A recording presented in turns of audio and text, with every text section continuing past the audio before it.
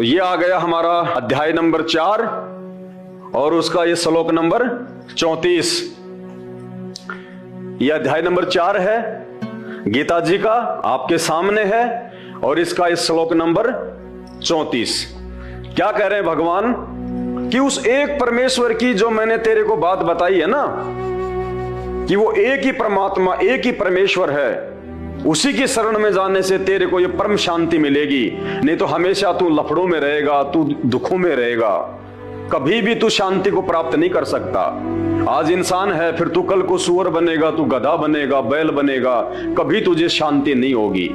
कभी तेरा बेटा मरेगा, कभी तेरी बेटी मरेगी, कब तेरा एक्सीडेंट हो जाए, कब तुझे कोई भयंकर रोग आके घेर ले, तू कभी सुखी नहीं रह सकता, चाहे मनुष्य योनि हो चाहे जानवर योनि हो। तो जिस एक परमेश्वर के विषय में श्री कृष्ण जी कह रहे हैं अर्जुन को कि हे भारत, हे अर्जुन, तू एक परमेश्वर की शरण में जा, उसी की शरण में जाने से तू परम शांति और परम धाम को प्राप्त होगा। अब वो कौन है परमात्मा, कौन है वो भगवान जिसके बारे में श्री कृष्ण जी भी कह रहे हैं कि मेरे बस की बात भी नहीं है भाई। I am not complete God, I am dummy God. तो कंप्लीट गॉड कौन है, उसकी जानकारी कौन देगा? तो अध्याय नंबर 4 के श्लोक नंबर 34 में भगवान हमें बता रहे हैं कि कौन जानता है उसके बारे में, उसकी सही जानकारी कौन देगा, उस एक परमेश्वर की। यह अध्याय नंबर 4 और श्लोक नंबर 34 क्या कह रहे हैं भगवान? उस ज्ञान को, कौन से ज्ञान को?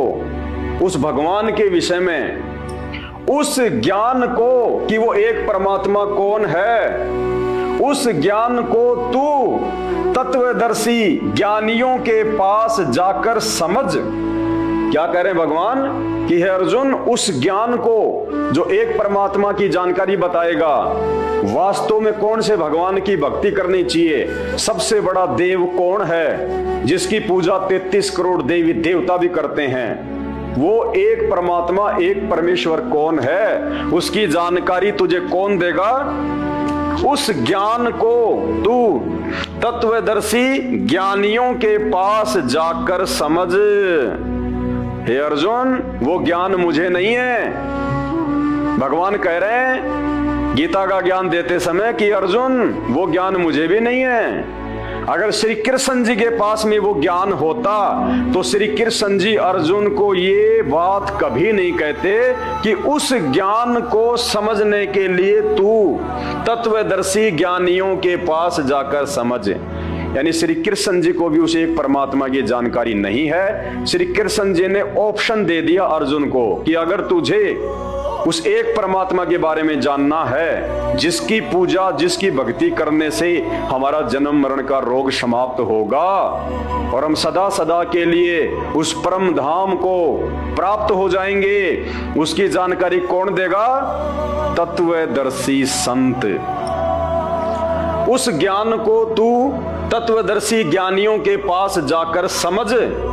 अगर श्री कृष्ण जी के पास में वो ज्ञान होता तो वही बोल देता अर्जुन को तुरंत, लेकिन श्री कृष्ण जी को भी उस एक परमेश्वर की जानकारी नहीं थी। इसलिए श्री कृष्ण ने ऑप्शन दे दिया कि उस एक परमेश्वर की जानकारी के लिए तू उस ज्ञान को तत्वदर्शी ज्ञानियों के पास जाकर समझ।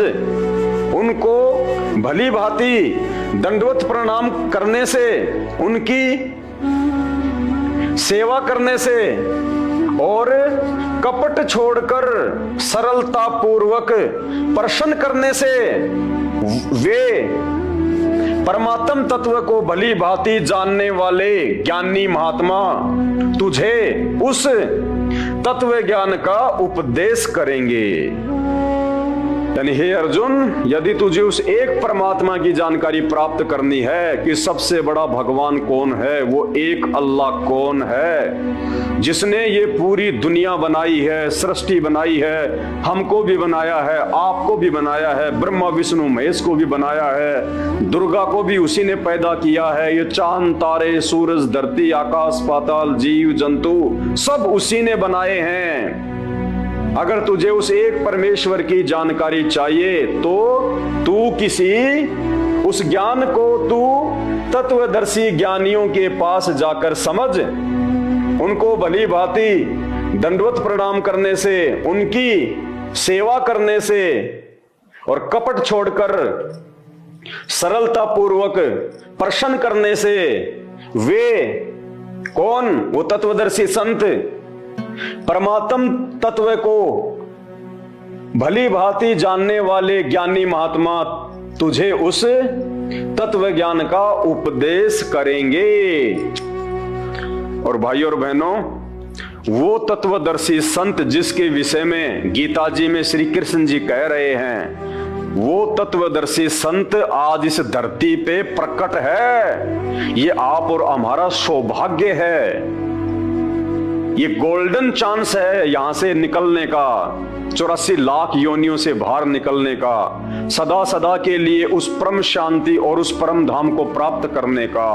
वो तत्वदर्शी संत आज धरती पे संत रामपाल जी के रूप में है। भाइयों और बहनों, हाथ कंगन को आरसी क्या, पढ़े लिखे को फारसी क्या, ये हिंदुओं का सर्वश्रेष्ठ ग्रंथ है। और इस ग्रंथ में जब खुद गीता का ज्ञान देने वाला भगवान ये कह रहा है कि अर्जुन, अगर तुझे उस एक परमेश्वर की जानकारी प्राप्त करनी है, जिसकी शरण में जाने के बाद तू हर प्रकार से शांति को प्राप्त करेगा, उस प्रातम सनातन धाम को प्राप्त करेगा, जहां जाने के बाद जीव कभी वापस लौट के नहीं आता, यानी 84 में धक्के नहीं खाता। उस एक परमेश्वर की जानकारी यदि तुझे प्राप्त करनी है और उसकी भक्ति करके यदि तुझे सदा सदा के लिए यहां से निकलना है, इन दुखों से, इन परेशानियों से, तो उसकी जानकारी अध्याय नंबर 4 श्लोक नंबर 34 में कह रहे हैं कि तू उस ज्ञान को तू तत्वदर्शी ज्ञानियों के पास जाकर समझ।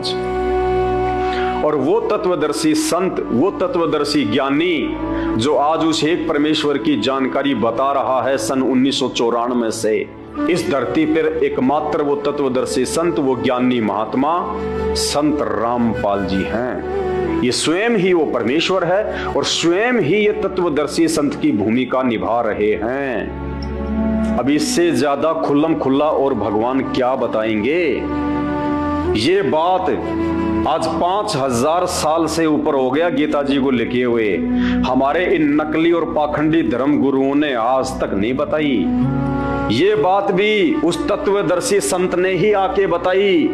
ये संत रामपाल जी ने ही ये गीता जी खोल के दिखाया और बताया कि भाई तुम्हारे भगवान क्या कह रहे हैं, श्री कृष्ण जी क्या कह रहे हैं और तुम क्या कर रहे हो। श्री कृष्ण जी तो कह रहे हैं कि मेरे पास में वो ज्ञान नहीं है, अगर होता तो वो दे देते उसी समय। तत्वदर्शी संत के बारे में क्यों बोलते? और खुद ही यदि वो भगवान होते, जो भगवान जन्म और मरण को समाप्त कर दे, जो 84 लाख योनियों के दुख से आत्मा को बाहर निकाल दे, तो अध्याय 18 के श्लोक नंबर 62 में श्री कृष्ण जी ये कभी नहीं कहते कि अर्जुन उस एक परमेश्वर की तू शरण में जा। अगर वो ही भगवान होते, वो ही परमेश्वर होते, तो कह देते मैं खड़ा तेरे सामने वो एक परमेश्वर। लेकिन नहीं, उन्होंने क्या कहा कि मैं नहीं हूं, उस एक परमेश्वर की शरण में जा और वो परमेश्वर की जानकारी वो तत्वदर्शी संत बताएगा और कोई नहीं बता सकता। यदि आपने इस हिसाब से अपनी भक्ति शुरू नहीं की, यदि आपने सबसे पहले उस तत्वदर्शी संत के सत्संग सुन के निर्णय करके फिर उनसे नाम उपदेश लेके और उनके द्वारा बताई गई वो भक्ति यदि आपने नहीं की, तो आप जिंदगी में 84 लाख योनियों के दुख से बाहर नहीं निकल सकते। क्योंकि श्री कृष्ण जी ने सबसे उत्तम ज्ञान दे दिया और श्री कृष्ण जी के बताए अनुसार यदि हम नहीं करेंगे तो हम तो भगवान की उल्लंघना कर रहे हैं। हमें तो श्री कृष्ण जी वाला लाभ भी नहीं मिलेगा, क्योंकि हम तो श्री कृष्ण जी की बात को भी काट रहे हैं और हम तो मनमुखी होके श्री कृष्ण जी को ही पूजने लग गए, ब्रह्मा विष्णु महेश को ही पूजने लग गए, 33 करोड़ देवी देवताओं को पूजने लग गए, भैरव भूतों की पूजा करने लग गए, माई मसाणी की पूजा करने लग गए। फिर तो गीता जी क्या करें? फिर हम इसका गीता जी के अनुसार तो हम चल ही नहीं रहे। श्री कृष्ण जी हमें क्या कह रहे हैं और हम क्या कर रहे हैं? राधे राधे श्याम मिला दे, राधे राधे श्याम मिला दे, हरे रामा हरे कृष्णा, हरे रामा हरे कृष्णा। अरे राधे कहां से श्याम मिला देगी? वो श्याम, वो श्री कृष्ण जी तो खुद कह रहा है कि मेरे पास में कुछ नहीं है, तू उस एक परमात्मा की शरण में जा और उस परमात्मा की जानकारी तुझे वो तत्वदर्शी संत देगा, मेरे पास भी नहीं है। तो भाइयों, कैसे ये हिंदू धर्म दुनिया का नंबर 1 धर्म बन जाएगा? कैसे वो सनातनी संस्कृति वापस आ जाएगी? कैसे ये देश विश्व गुरु बन जाएगा? विचार करो इन बातों पे। तो YouTube पे जब तक आप उनके द्वारा बताई गई सृष्टि रचना को नहीं पढ़ेंगे, नहीं समझेंगे, तब तक आपको किसी भी धर्म का कोई भी धर्म ग्रंथ समझ में नहीं आएगा। भाई और बहनों, 2 घंटे से मुझे थूक बिलोने का कोई शौक नहीं है। आप भी अपने कीमती समय में से थोड़ा बहुत समय निकाल के ये वीडियो देख रहे हैं, तो ये वीडियो देखने का फायदा उसी समय है जब आप संत रामपाल जी के सत्संग सुनना शुरू करें। क्योंकि आज इस पूरी धरती पर केवल एक ही परम संत है, बाकी कोई संत इस धरती पे नहीं है। और जितने भी संत हैं, ये धर्म गुरु हैं, इनको अपने स्वयं के धर्म के विषय में पूरी जानकारी नहीं है, इनको स्वयं के धर्म ग्रंथों के विषय में पूरी जानकारी नहीं है। हिंदू धर्म गुरुओं को गीता जी और वेदों के विषय में पूरी और सच्ची जानकारी नहीं है। मुल्ला और मौलवियों को मुसलमान धर्म के विषय में, कुरान शरीफ के विषय में, तौरेत जबूर और इंजिल के विषय में पूरी जानकारी नहीं है। जितने भी पादरी और पास्टर हैं, इनको बाइबल के विषय में पूरी जानकारी नहीं है। सिखों को गुरु ग्रंथ साहिब के विषय में जानकारी नहीं है, ना ही बौद्ध और जैन समाज को अपने अपने धर्म ग्रंथों की जानकारी है। ये सारी जानकारी संत रामपाल जी ने सभी धर्म के मानने वालों को दी है। आपने उनके सत्संग सुनने पड़ेंगे और सत्संग सुन के आप विचार कीजिए कि आपको मानव जन्म क्यों मिला है। परमेश्वर कहते हैं, मानव जन्म पाए के जो नहीं रटे हरि नाम, और जैसे कुआं जल बिना फिर बनवाया क्या काम। ये 84 लाख योनियों से भिन्न एक मानव शरीर हमारी को केवल और केवल भक्ति के लिए मिलता है। अन्य योनियों में जाके महादुख भोगने से बचने के लिए मिलता है। और ये केवल उसी समय संभव है जब हम एक परमेश्वर की भक्ति करें। और एक परमेश्वर की जानकारी वर्तमान में पूरी पृथ्वी पे यदि किसी धर्मगुरु के पास में है तो केवल परम पूज्य सतगुरु रामपाल जी भगवान के पास में है। और जब तक आप उनके सत्संग नहीं सुनेंगे, आप उनके विचारों से परिचित नहीं होंगे, तब तक ऐसे ही आप अपना ये अनमोल मानव जन्म बर्बाद करते रहेंगे। और आज मानव जन्म में आप कितने सुखी हैं बिना भक्ति और भगवान के। और कल को जब ये शरीर छूटेगा, हम 84 लाख योनियों में जाएंगे, उस समय हमारे साथ में क्या बीतेगी। आज आप एक गधे का जीवन देख लीजिएगा, आज आप एक बैल का जीवन देख लीजिएगा, कितना महादुख भोगता है। सारा दिन खेत में चलता है, गाड़ी में उसको किसान जोतता है। एक गधा सारे दिन ईंट के भट्ठे के ऊपर कितनी मेहनत करता है, सारा दिन ईंटें ढोते रहता है। अन्य पक्षी देख लीजिए, पशु देख लीजिए, एक कुत्ता देख लीजिए, सर में कीड़े पड़ जाएं, पूरे शरीर पे उसके खुजली हो जाए, एक्सीडेंट में उसका पैर कट जाए, कितने दुख भोगते हैं।